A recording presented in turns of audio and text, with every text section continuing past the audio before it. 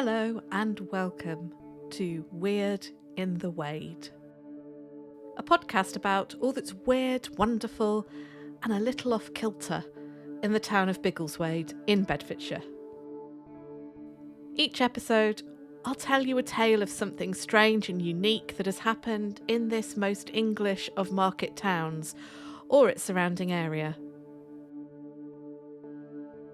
There's an older meaning to the word weird, which means to twist and turn. In Norse myth and in Anglo-Saxon times, this came to mean fate or destiny, all that was and is, and all that is yet to be. Whether it's tales of ghosts or flying saucer hoaxes, the big cat of Biggleswade, or the Potton poisoner, curious social history, or the Great Swan Mystery of 1935, we'll follow all the twists and turns and uncover fascinating stories that will speak to you today, wherever you are in the world. Welcome to Weird in the Wade.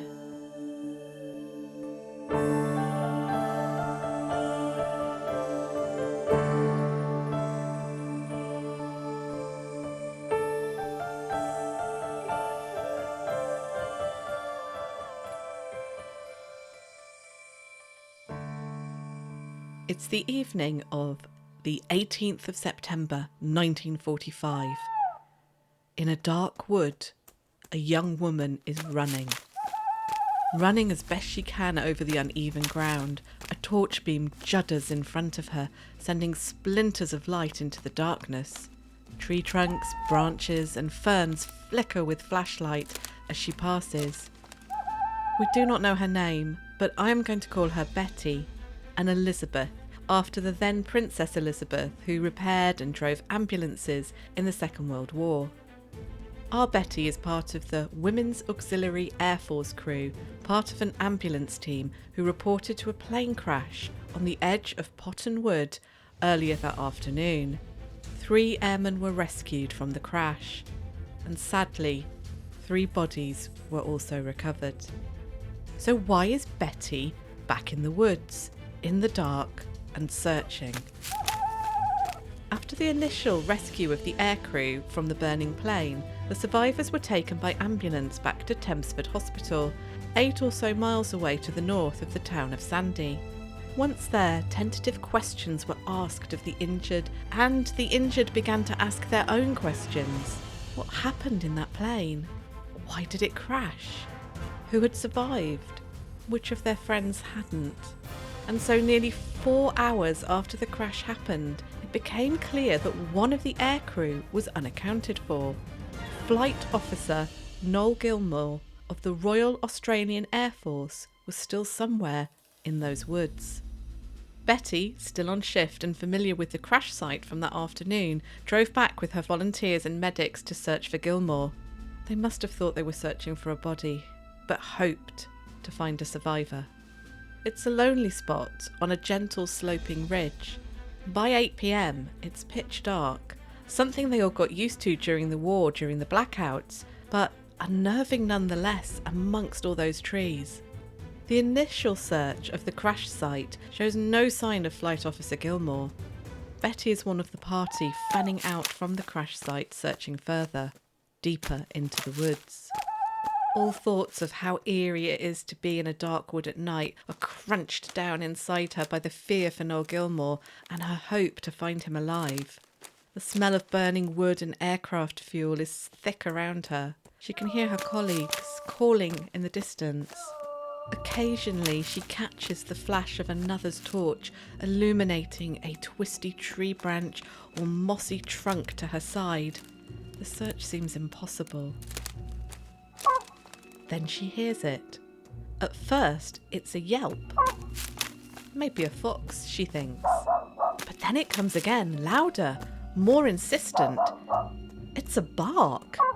A dog. The yapping bark of a small dog.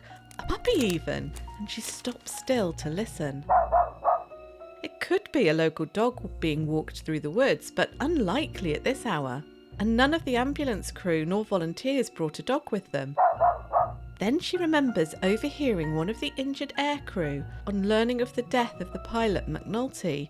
He asked in a trembling voice if anyone had seen Bitzer, McNulty's puppy. She'd thought the man must have been confused by the pain medication he was on, but now she can clearly hear a dog barking, and it sounds like a puppy. Could it be? Could it be Bitzer? Betty begins to move towards the sound of the dog. She calls out to her colleagues, "There's a dog barking! Listen for the dog barking! There was a dog on the plane!"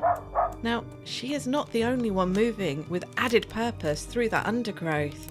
She is swift as she can be, alert for ditches that crisscross the woods, ready to trip her with one misstep. She calls out, Hey, hello!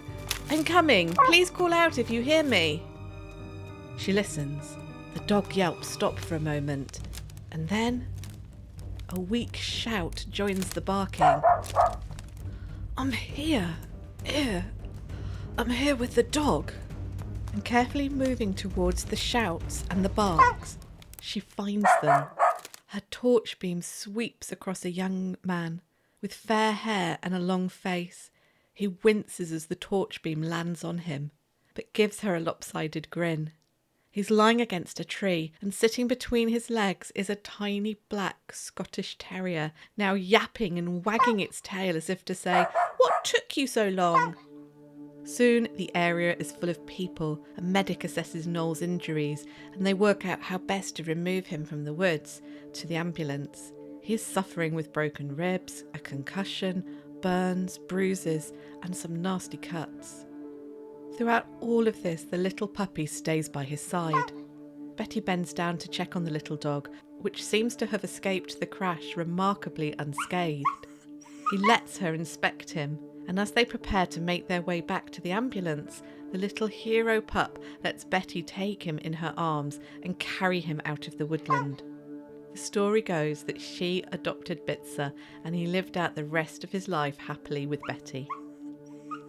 He quite possibly saved the life of Flight Officer Noel Gilmore by alerting the rescuers to where they were.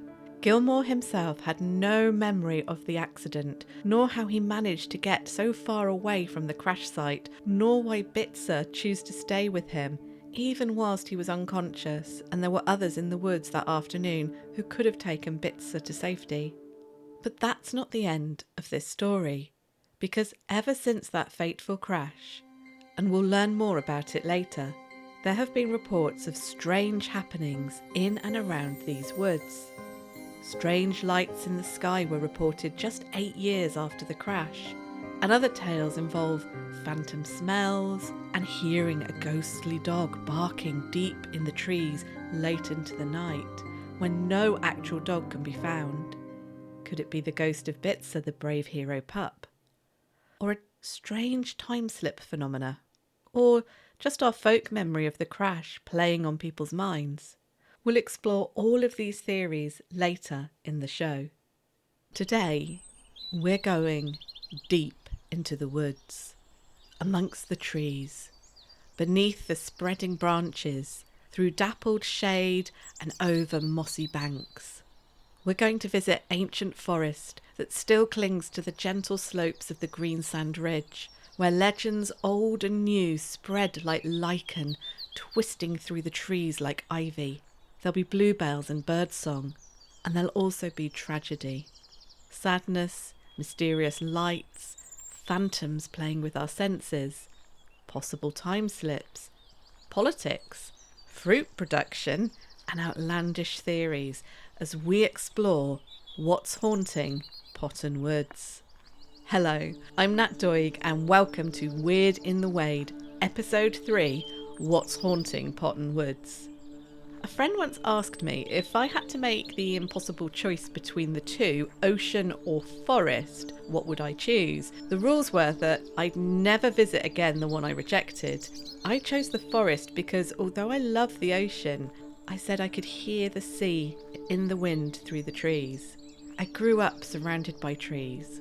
Until I was 18 months, we lived in a caravan in a clearing in the woods, hugged by the Chiltern Hills, looking up at the favourite picnic spot of the Rothschilds family. My parents would watch deer and foxes on our doorstep, and at night the heavy footsteps of badgers would tread outside the caravan. And before you think this sounds idyllic, my mum recently reminded me that they only had a sink to wash in and a chemical toilet. But even when we moved to a house, an Air Force quarter, we had a spinney behind us. At night I could still hear the ocean in the trees, the dark restless waves that rocked me to sleep. The owl, the fox, the deer were still just the other side of our garden gate. I was 7 when we moved away to Bedfordshire, where trees are definitely in shorter supply, especially on our side of the county facing Cambridgeshire and the flat farmers' fields that stretch on forever. But there are woods, and today we will visit them. Potton Woods isn't in Potton at all. It's just on the western edge of Cockayne-Hatley, a hamlet which literally is built on a road to nowhere. You can drive into Cockayne-Hatley, but your only way out is the way you came in. It's about 6 miles away from Biggleswade.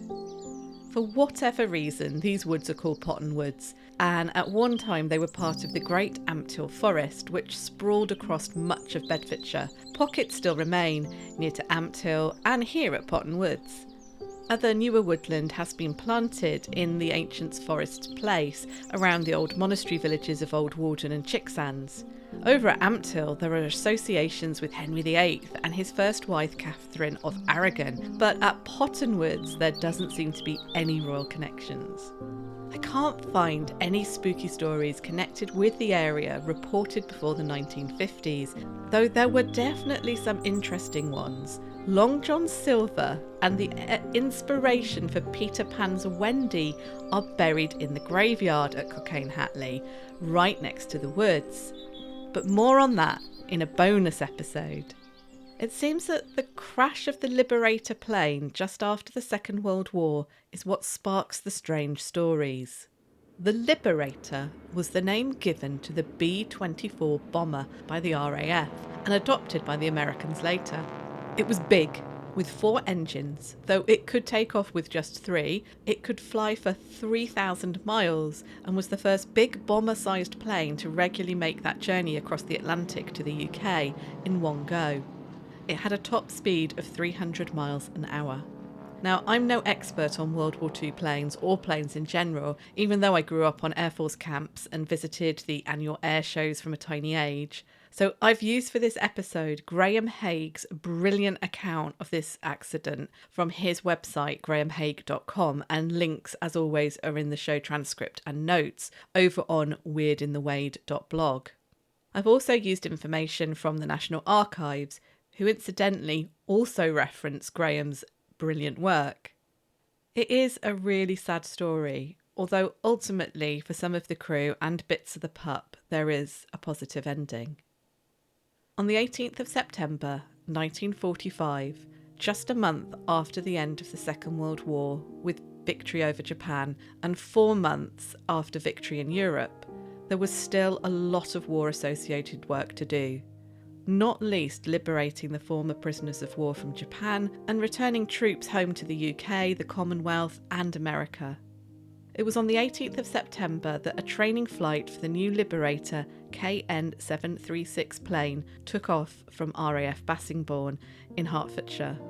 The Liberator plane in question had only undertaken its delivery flight from the US to the UK, and so this was the first time it was going to be flown in an exercise. The point of the training flight was for the crew to practice emergency engine failure conditions, so taking off and landing with only 3 engines functioning, and then doing the same with only 2 engines in use. The test flights had been delayed by bad weather for several days. In fact, the September of 1945 was remarked as being one of the dullest on record by the Met Office. The crew of the aircraft were made up of a mix of Royal Australian Air Force and Royal Air Force crew, who were the captain, Flight Lieutenant Pat McNulty, DFC, Royal Australian Air Force. In the photo that I have seen of him, he has fair hair and a childlike infectious smile, like he's genuinely laughing at a joke.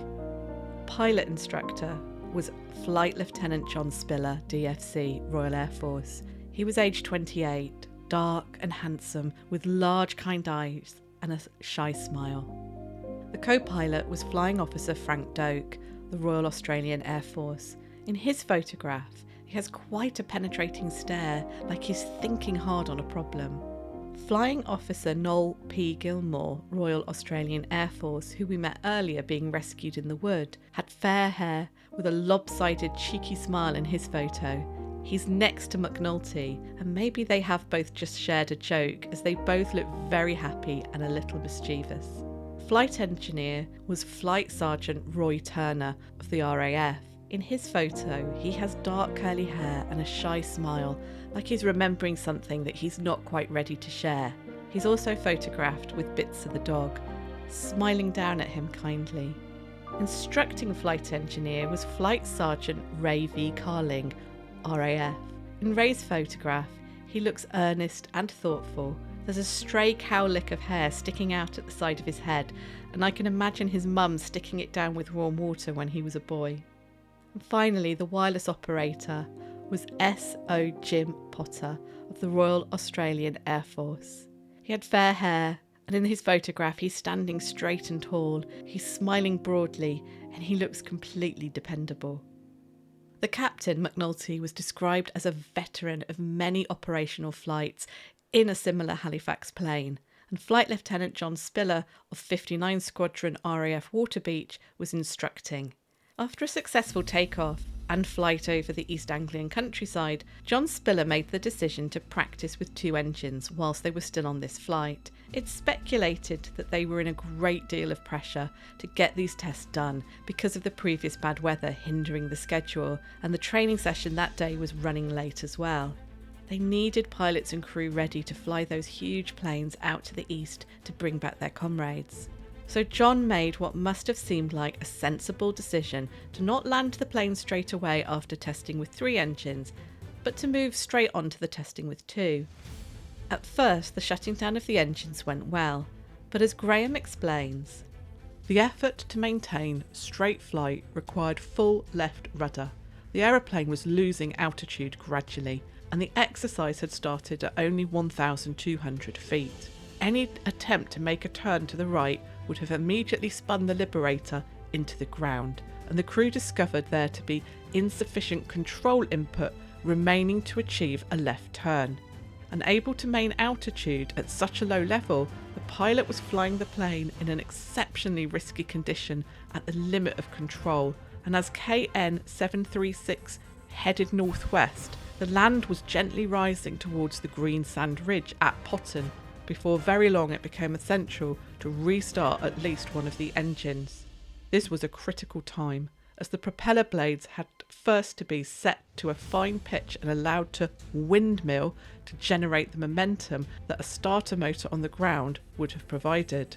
This naturally added drag and slowed the plane significantly at a time when it needed all the speed it could get.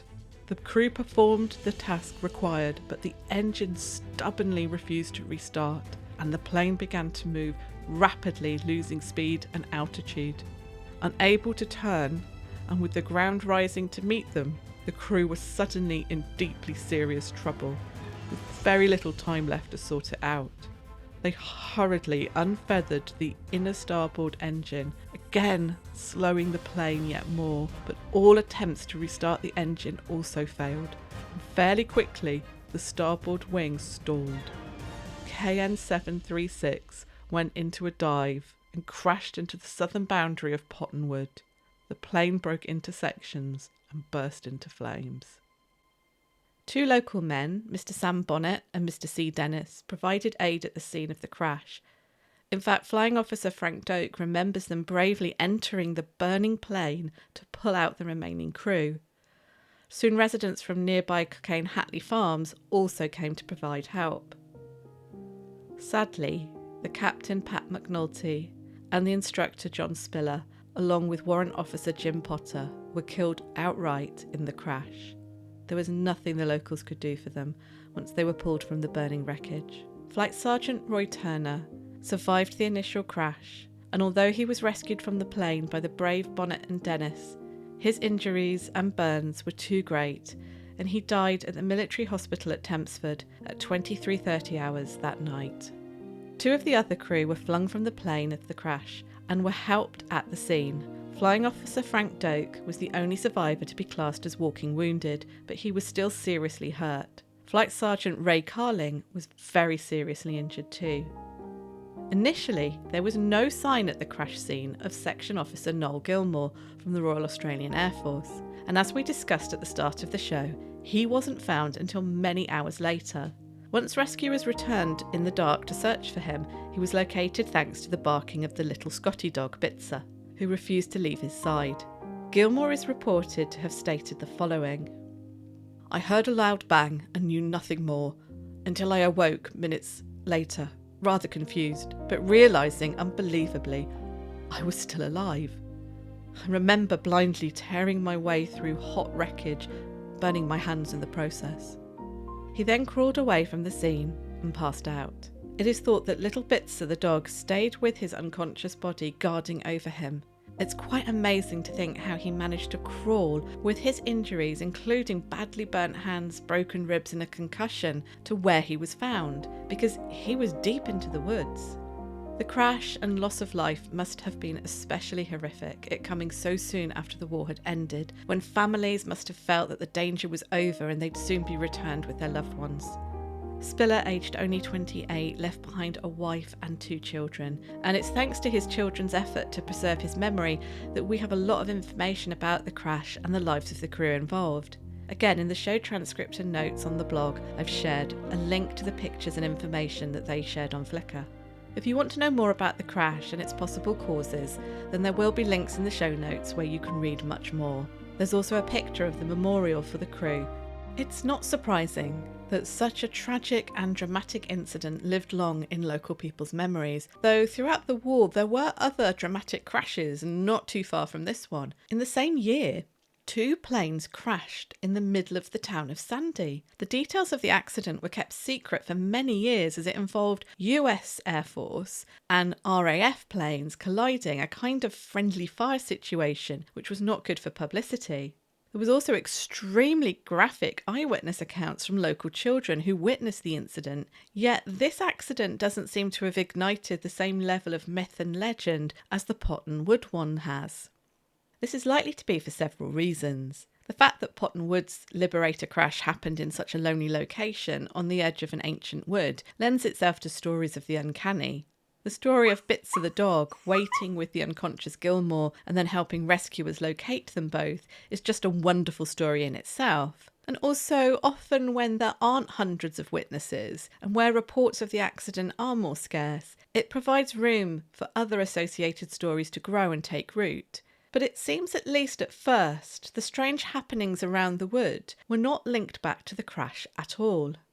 Just 8 years after the crash, on Tuesday the 1st of December 1953, a strange flying object is witnessed by a Mr. W. Brett and his wife over Potton Wood. The story reported in the local newspaper is that Mr. Brett and his wife saw a strange, bulbous cigar-shaped craft, which he describes quite charmingly as a fierce blue colour, flying above Potton Woods.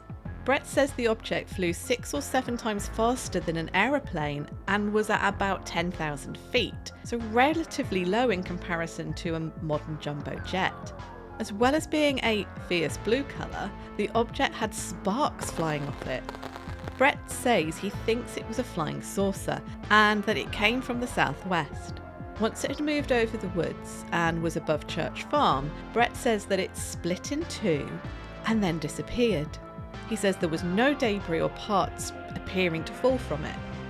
Now, Biggleswade is about 5 miles southwest of Potton Wood, and beyond Biggleswade another 6 miles to the southwest is the US Air Force base of Chicksands, mentioned in the last episode, and those of you who listened to that episode may remember the significance of the date, the 1st of December, because in 1956 and 1957 there were UFO sightings just south of Biggleswade on December the 1st. So we can now add the 1st of December 1953 to the list of UFO sightings on that date during the 50s. No mention is made of the Liberator crash in the newspaper report about the UFO. It just focuses on the flying saucer sighting. And as we found out last time, they were growing considerably during the 1950s. Flying saucer fever was sweeping the nation. I will revisit the UFO sightings in a future episode and try to find out if there are any others at this time that happen to occur on the 1st of December. I couldn't find any further unusual phenomena reported at Potton Wood until we get to the 2000s and 2010s. I first read about the Liberator crash and the spooky phenomena at Potton Woods from a lovely blog entry by author Paul Jameson in 2018, and I'm really pleased to say that Paul agreed to speak with me and be interviewed for the podcast. I met with him on a slightly damp and cool morning in early June. We sat in Biggleswade Market Square for the interview, so you may hear some background noise, but hopefully that will just give a flavour of Biggleswade to the recording. Paul looks like a modern-day Gandalf, with long white hair tied back in a ponytail, a white beard, and kind eyes behind dark-framed glasses. Here's what he told me about his experience in Potton Woods. I asked Paul if he was the type of chap who had unusual or uncanny experiences often. It's the only place I've had this sort of experience. I used to go walking in lots of different woods around the area. Sheepsbridge Wood, Pegnut Wood, Sandy Hills where the Roman forts are and all that sort of stuff, and they're thick woodland, and I've had no similar experience. It's just in this one little corner of woodland, and everyone I've spoken to, a few friends who've been there since, they've all said the same thing. It feels like there's something there, it feels different. The first time I went to Potton Wood, I didn't actually know about the crash. I'd actually been there before with a walk for the dogs, and I'd smelt smoke. Really strong scent of smoke, but there was no fire, there was no one there, there's nothing. But I just chalked that down to a rather strange experience, and thought that was very strange, and there must be a fire deeper in the woods, perhaps. I then asked Paul when he first found out about the Liberator crash. When I went to Cockenhatley, the church in Cockenhatley, and my daughter and I were doing photography, and the church is absolutely beautiful, so it's a great scene. And while we were there, we discovered the graves of Peter Pan's Mary and Long John Silver, or the inspiration for those characters. And at the same time, we discovered this small little memorial that said there was a crash in Potton Wood. Now that led us on to realise that the wood behind the church, or facing the church, was Potton Wood. And so from there we went and looked more into the crash and looked more into the wood itself. I asked Paul if he could explain what his experiences there have been like. But later then, when we found out about the crash and went back, we'd realised there'd actually been experiences there, paranormal experiences there. So when we went back, I wasn't really expecting anything to happen, but I smelt that scent of smoke again, with my daughter this time, so we both smelt it. And it's incredibly strong, and we actually found the crash site. Whilst at the crash site, we found some artefacts, which we left there, but the big bolts, obviously not from anything, from a big machine of some sort, which was probably the crash. And that's how we sort of started looking more into it and finding out about the pilots and what happened there. For me, I've had a couple of experiences. The smoke's happened twice, I think, or maybe 3 times, the smoke, including the first one, twice while I was aware of there actually being the site. The other thing that's happened was when my daughter and I were looking at the artefacts that we found, I heard someone cough behind me, a very polite cough, twice, which was quite strange because it was close enough for me to turn around and think that I would actually see a person, and there was no one there, which was quite strange. And the other thing that's happened, which has happened once I think, is I've been walking along the path where the crash site is, and the plane's come in really low, like massive. So low it's caused me to duck, as though it's going to come into the trees. And then when you stand back upright, you realise there is no plane. There's nothing. Wow. So those are the experiences I've had whilst in that little corner of woodland. Wow. There's definitely something strange about that part of the woodland. It's not dark. That would be the wrong word. It's close. I think that's the word I'd use. It feels close. Like the trees feel close to you. Even though it's not, it's actually quite it's a thick woodland, but in that part of the wood there's quite a lot of open space, but it feels closer than it should do. And when I'm walking along the path, and I've had this experience a number of times, I feel like I'm being watched. That's the only thing I can say. It feels like there's someone behind me, walking behind me. And whenever you turn, of course, there's nothing there. So I mean, it's a woodland that not many people go to, because it's off the beaten track. And Potton Wood really is off the beaten track. In all the time that we've lived in Biggleswade, there hasn't always been a bus running to Cockayne Hatley, but there is now. So in April, I took advantage of it. Bus pass in hand, flask of tea and a sausage roll packed, I made my way early in the morning on the rickety white bus to the little wooden bus stop at the crossroads at Cockayne Hatley.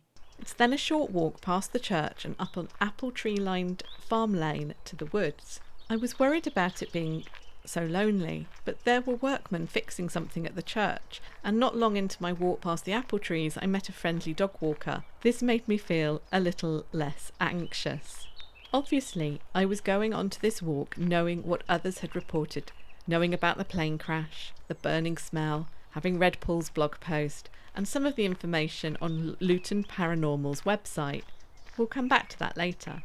Now, as I've said before in previous episodes, I'm not a paranormal investigator. I don't claim to have any psychic abilities or unusual sensitivities. Neither am I well placed as a skeptic to debunk theories. I have an open mind, and I waver between holding on to rational explanations and wanting there to be something mysterious and otherworldly as well. Sometimes I don't mind the mystery. The not knowing is rewarding in a different way. I have a very vivid imagination and I love solving puzzles, though currently not the ones I'm having to solve in Zelda Tears of the Kingdom. I'm suspicious of anyone who says that they have all the answers. For me, doubt and curiosity are your greatest allies in life, along with common sense and kindness. So it was with buckets of curiosity, sloshing with doubt that I'd find anything in the woods other than trees, and carrying a large amount of hope in my heart that I entered the woods. And throughout this section of the podcast, I'm going to play for you some of the recordings I made whilst in Potton Woods as we explore what I found there. So this is Nat Doig for Weird in the Wade. I'm recording this live. It's the 26th of April 2023 and I am in Potton Woods. Hopefully you can hear some of the birds singing. I am surrounded by bluebells. You can smell the bluebells on the air. It is gorgeous. And I'm in search of a World War II aeroplane crash site. The only strange thing that I can report is that on my way here, I could smell burning. It was only at one spot. It wasn't where the crash site was. It's a bit before the crash site, and I'm guessing the farmers might just have a bonfire. But it was strange that I could suddenly smell burning and then it went away. So anyway, that's it for me now, but I will update later. I recorded that once I had walked along the southern edge of the wood, so here's a little information about the layout of the woodland, the crash site and surrounding area. In the show notes there are links to maps too.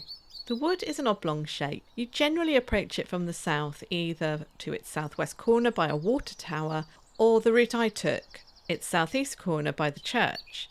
The crash site is on the southwest edge of the woodland. There is a path which runs from the southeast corner all along the southern edge of the wood to the main gate at the southwest corner, by the edge of the water tower. Directly to the south of the wood are farmers' fields, stretching down to a road which runs parallel to the southern edge of the wood, going to the east to Cockayne Hatley and to the west to Potton. The edge of the wood is elevated and you get a good view to the south across the farmland of Bedfordshire. We can see the Potton Wood water tower from our bedroom window at home, as it is unusually elevated for Bedfordshire, being on that far edge of the Greensand Ridge. I first smelt smoke as I made my way along that path, which follows the edge of the wood to the south. I made a screenshot on my Ordnance Survey app GPS marker, and it shows where I was and that I was still some way away from the crash site. Up until that point, the wood had smelt of bluebells, green and growing things, and the not unpleasant smell of dead wood and rotting wood. It was also quite muddy in places, and it's that thick black clay mud of the area, and it has a very distinct smell to it.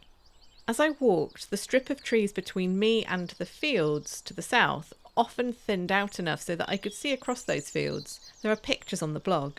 When I smelt smoke, it was pungent, strong, and definitely coming off the fields. The wind was in a southwesterly direction that day, and although the breeze was constantly gusting, that scent of smoke was strong at only one point as I walked along that path towards the southwest water tower corner. It definitely wasn't coming from the crash site, so it seemed natural to assume it was a bonfire in the fields. But I could see no sign of workers in those fields, and just after recording that audio, I walked to the entrance of the woods by the water tower and used my camera long lens to scour the fields and surrounding area for smoke or signs of people, and I found none. There were no houses nearby with chimneys smoking either. To be honest, there's no houses nearby. The woods themselves along that southern path had a beautiful atmosphere, peaceful. Lots of young trees nestled amongst a few older ones. Something special, like the woodland in the Shire in Lord of the Rings. I made my way back along the southern path until I found a ditch and a track leading over it towards where the crash site is indicated on the map. It's the kind of track made by animals or the occasional dog walker, just discernible through last year's dead leaves and the spring shoots of green popping up. It led away from the ditch, deeper into the woods, and straight through some bluebells. I followed the path to the edge of the bluebells, but then could go no further without damaging them, so had to give up finding the crash site that day.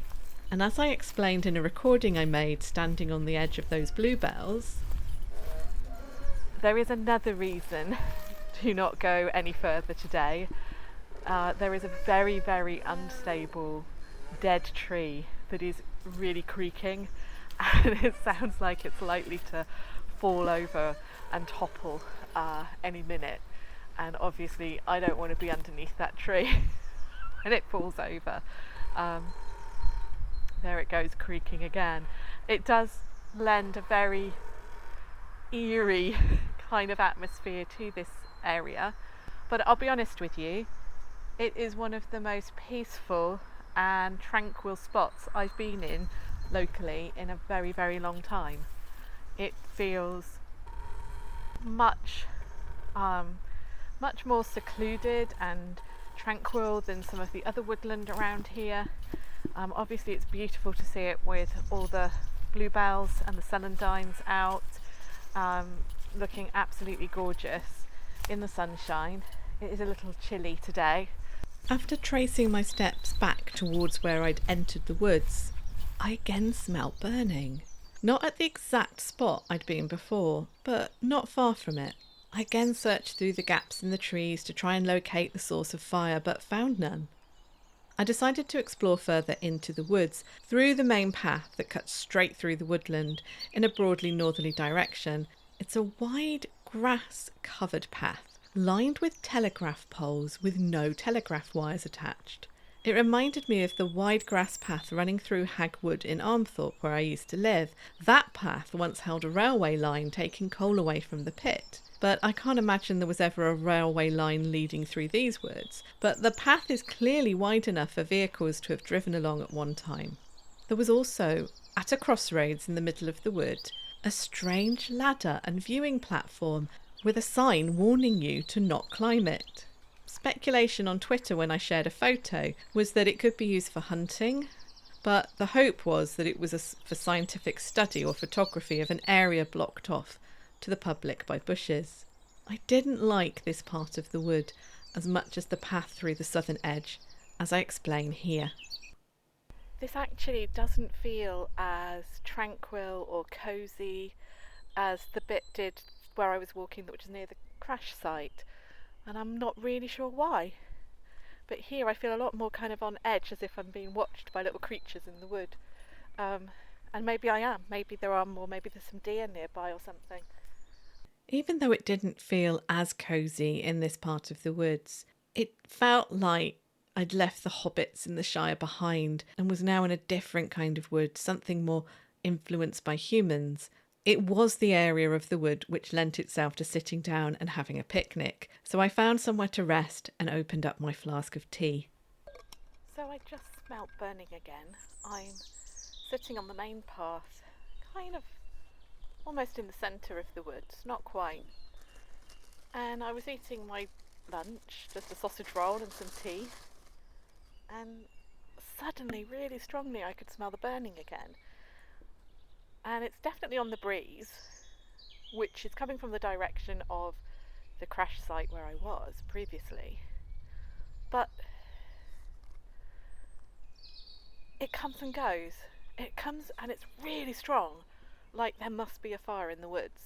And then you can't smell it at all, and yet the breeze is there and quite strong in your face, and you're kind of thinking, why can't I smell the fire?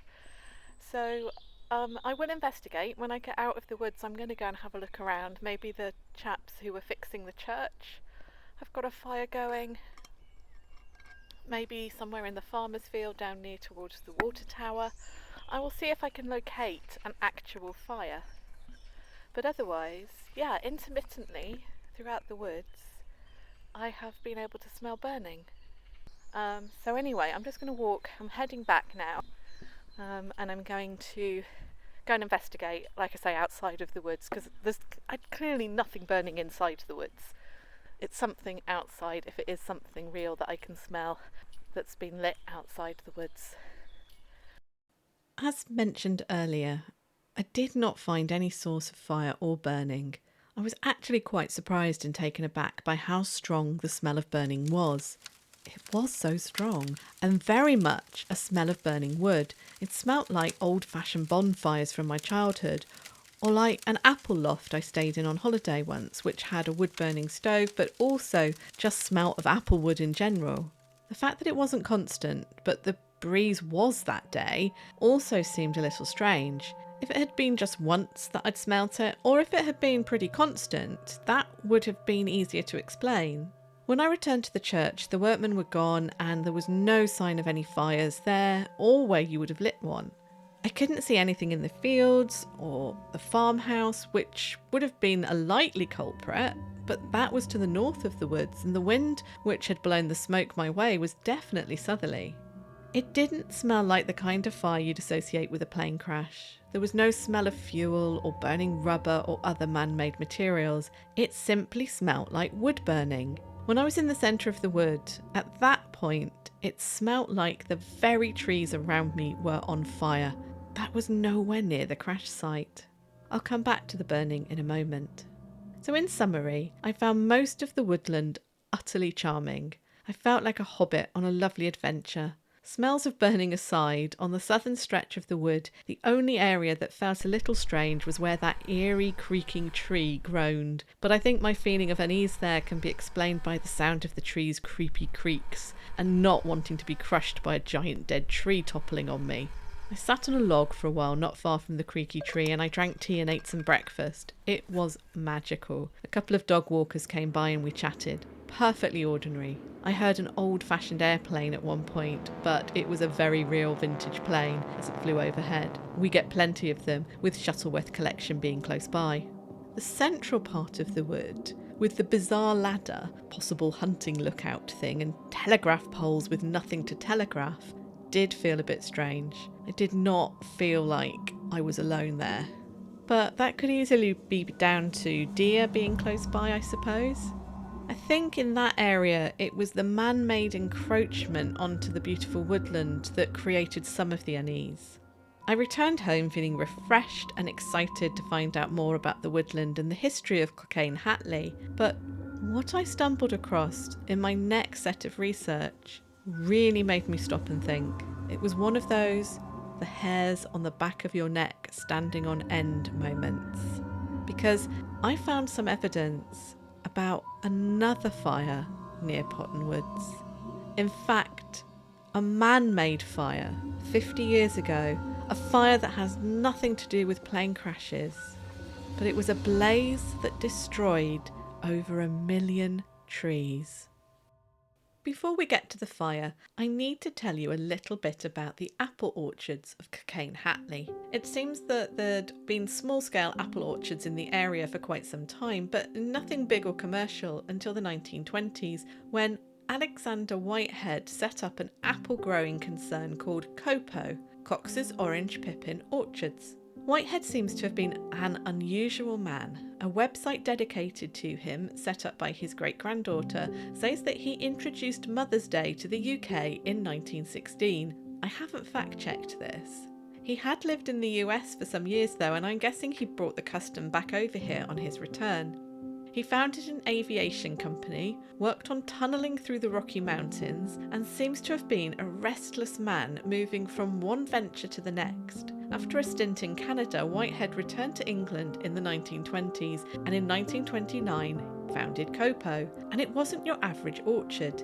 He had a unique vision and business model. He persuaded thousands of people to buy a fruit tree or multiple trees in his orchard. So the trees were all owned by separate individuals. It wasn't long until he had 2 million trees at his orchard. He employed ex-servicemen and others who, quote, would otherwise be idle, unquote, without this opportunity to tend to the trees. A fantastic brochure of the 1930s produced by COPO and shared with me by Potton History Society sells an idyllic rural enterprise giving work to those who need it, creating a sustainable agricultural model that would stop England's larder. Local archives say that he was an enlightened and kind employer who paid good wages, encouraged trade union membership, and tolerated the local youngsters who went scrumping in his orchards. His brochure sells what he calls the romance of COPO Limited, and he says that £500 million needs to be invested in British agriculture. His dream is to end what he sees as Britain's reliance on foreign apples and other products, a sentiment that just a few years later with the outbreak of World War II becomes a priority. And yet, Hansard in 1942 records a debate in Parliament about COPO and its extensive land. It seems the apple tree owners are being asked for more and more money, whilst Whitehead isn't diversifying the land quickly enough to meet the growing need for homegrown crops that aren't apples. Bad harvests and poor weather made the situation worse, and although most of the apple tree owners and their association opposed it, a court rules in 1946 that COPO should be sold to the cooperative. The co-op managed the orchards for the next few decades, though the number of trees shrank from 2 million to half of that. Other soft fruit is grown, and local people have shared with me wonderful stories of fruit picking on long summer days in the 1950s and 60s, returning home with pocket money and faces smeared with fruit juice. One local person remembered visiting relatives up in Yorkshire and buying jam up there made from the fruit they'd picked at Cockayne Hatley. Apple picking too in the late summer and autumn was seasonal work many remembered fondly. The beauty of the blossom each spring and the fields of soft fruit through the summer was described as wonderful. But it seems the end came to the fruit production during the 1970s and 80s until it ended completely around the 1990s. And for the apples, I have found reports that say in 1974 the co-op took the decision to grub up and burn most of the apple trees at Cockayne Hatley Orchard. They blamed Britain joining the EU on this decision and an influx of cheap European apples. But it's clear that when Whitehead set up his orchard in 1929, he did so because he was concerned by the large number of foreign apples on sale in the UK back then. It seems a long-standing reliance on the larger, sweeter varieties of apples grown abroad was the issue here. Cox's Orange Pippin wasn't a fashionable apple in the 70s. Ironically, now Cox's Orange Pippin is more sought after and considered a classic English dessert apple, though its origins are in the 19th century. Its parent apple are most likely a Ribston pippin, ironically grown from French apple pips in the 18th century, and one of England's oldest dessert apples, the Margil.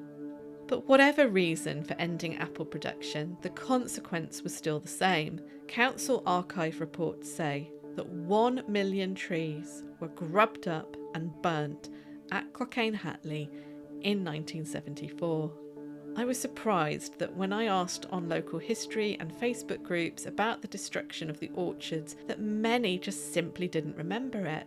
They knew it was a thing that happened, but it didn't leave a lasting mark in their memories. One person remembered that unlike the council reports, which imply the burning happened in 1974, it was a more drawn-out affair, where between 1974 and the early 80s, apple trees were dug up and burnt in stages.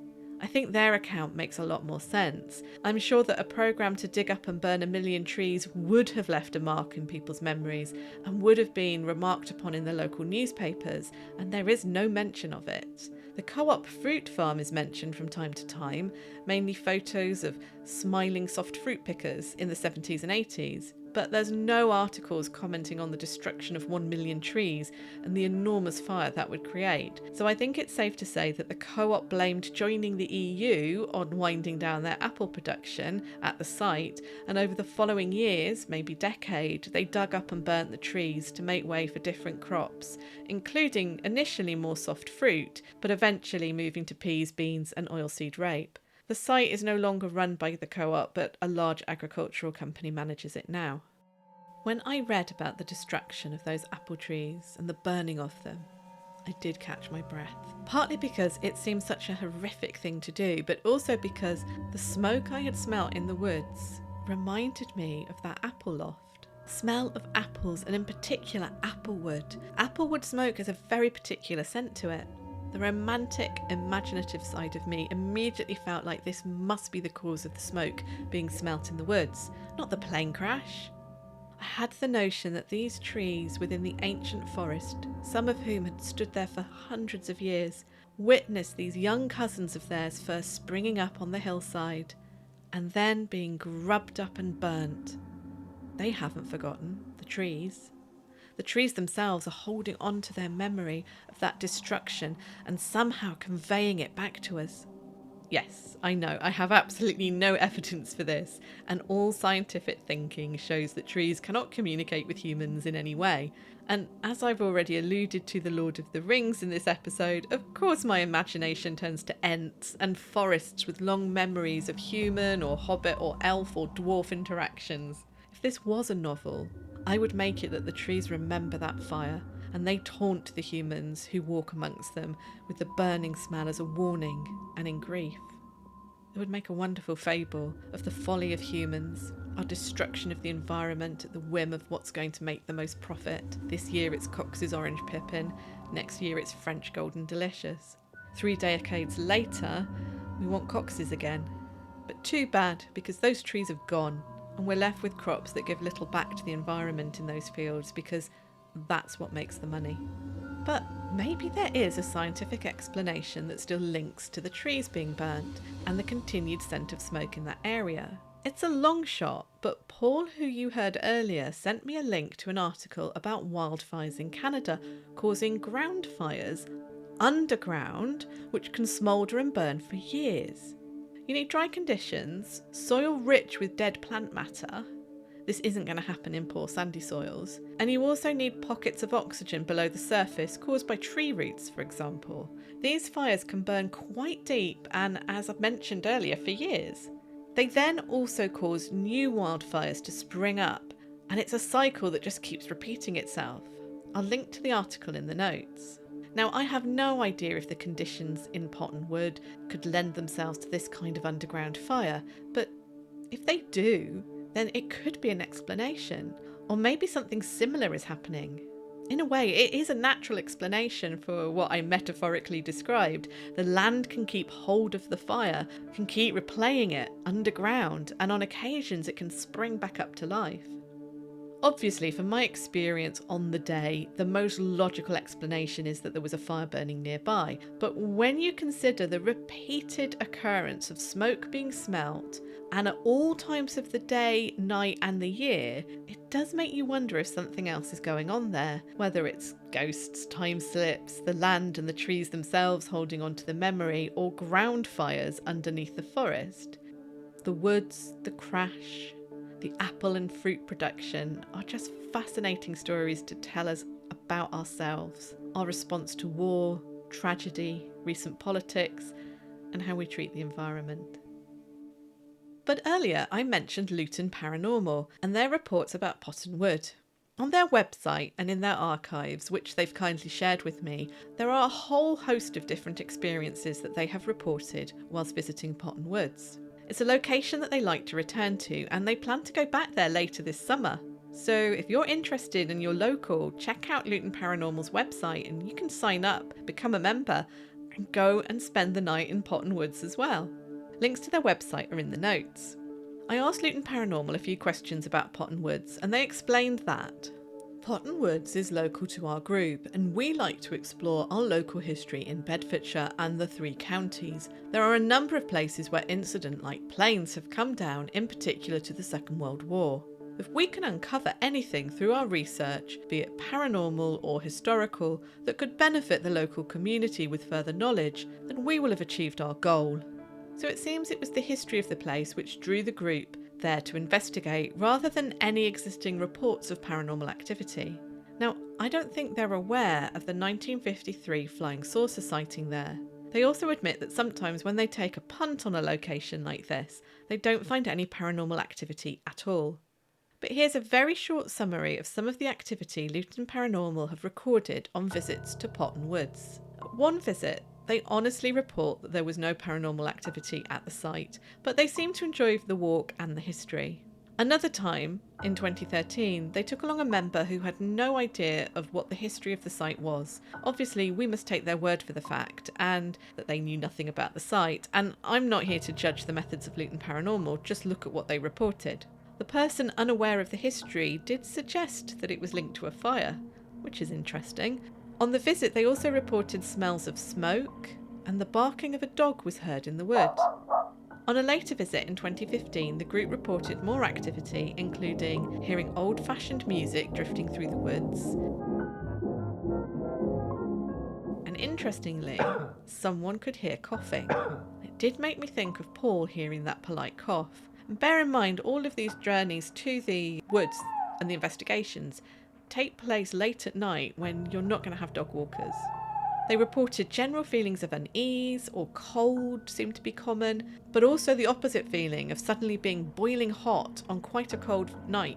And on that 2015 visit, someone reported seeing a dark figure walking between them and another group member, which must have been unnerving.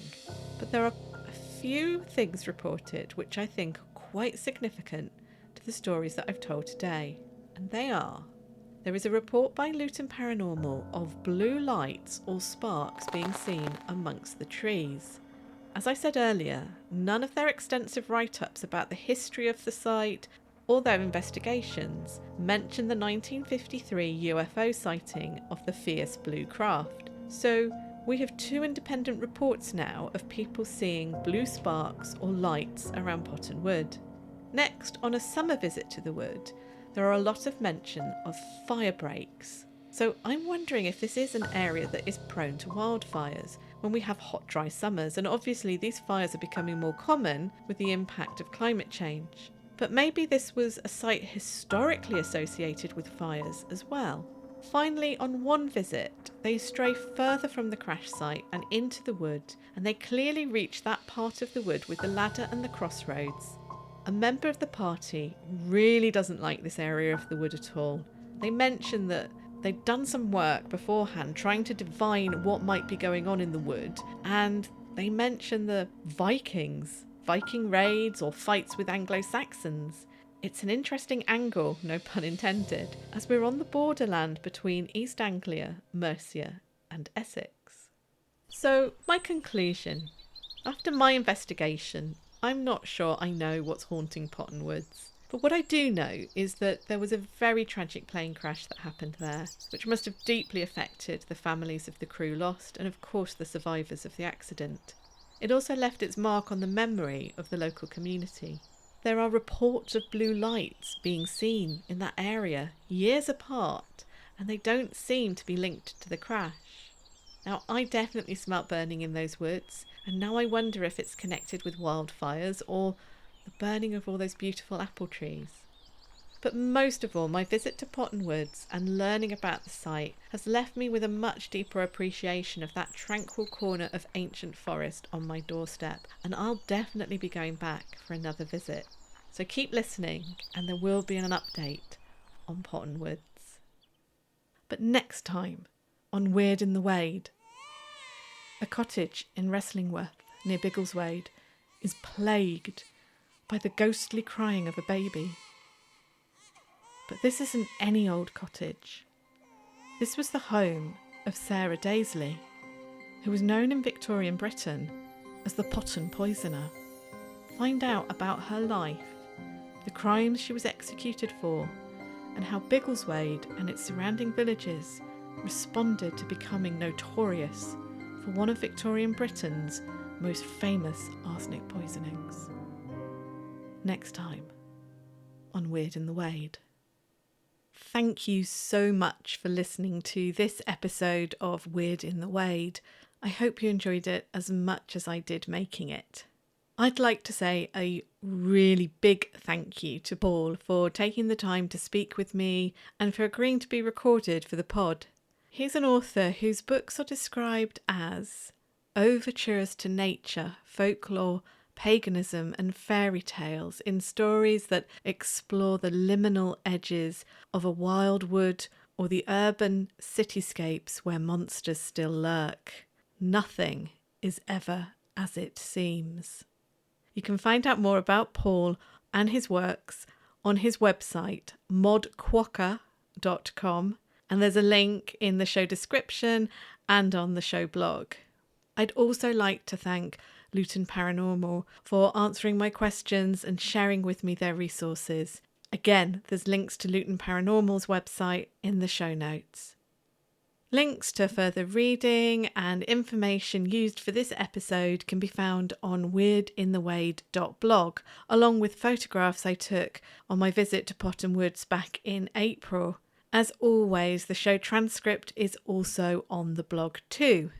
You can follow the show on Twitter, well, for as long as Twitter continues to function, and on Instagram, we're at Weird in the Wade, and of course via our blog.